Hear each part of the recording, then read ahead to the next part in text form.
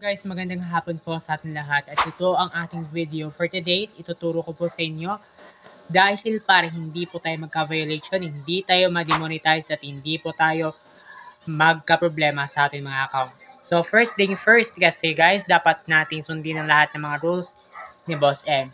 Unang rules kasi ni Boss M, meron po siyang program about po sa monetization program na yan, which is yan po ang ating stream ads, ads on Reels, at ang ating monetization or ang ating stars. Ayan. First na ating ma-earn sa kay Meta is ang stars niya, and then sunod-sunod na po yun pag tayo ay nakagain sa kanyang mga rules at hindi natin nalabag ito.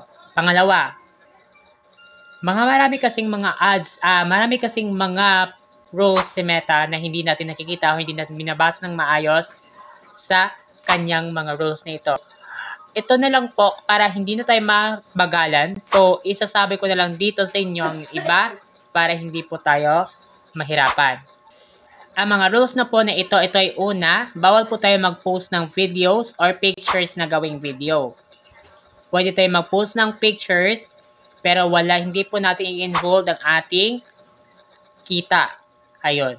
Hindi po natin i-involve ang ating kita. Bawal po tayo mag-post ng ibang apps sa kanya dito sa kanyang platform. Bawal ng link na galing sa ibang platform. Ayan. Bawal din po ng hate bait or maling pag-i-engage sa mga content creator. Pareho po tayo matatamaan yan. At pangatlo mga be, at bawal tayong mag-share ng live or videos na hindi lang naman nakakakanabang. Pang-apat, pwede naman tayo mag-share ng video.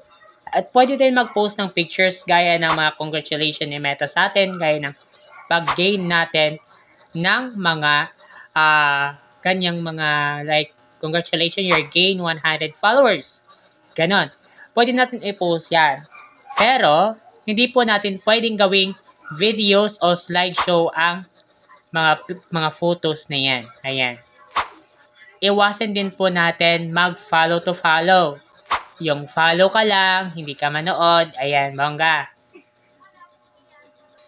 At ito pala guys, babala ko din po sa lahat ng mga nagko-content. Pasensya na po kayo, makulit talaga ako mag-video. Sa mga starting po mag-content this October, basta lumampas na po sa October, hindi po tayo makakapag-unlock ng ating in-stream ads ay ng ating professional mode hanggat hindi tayo naka 100 followers. Ayan. 100 followers to unlock professional mode. 100 followers. And then, hindi tayo makapag-live if wala tayong 60 days old yung ating account. Yan yung bagong rules ni Meta. Ayan. And then, dyan din tayo makakagain ng bagong tools ni Meta. Dahil kinansilan niya na po starting October 4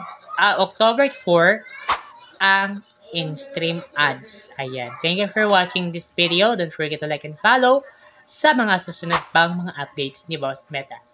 Bye!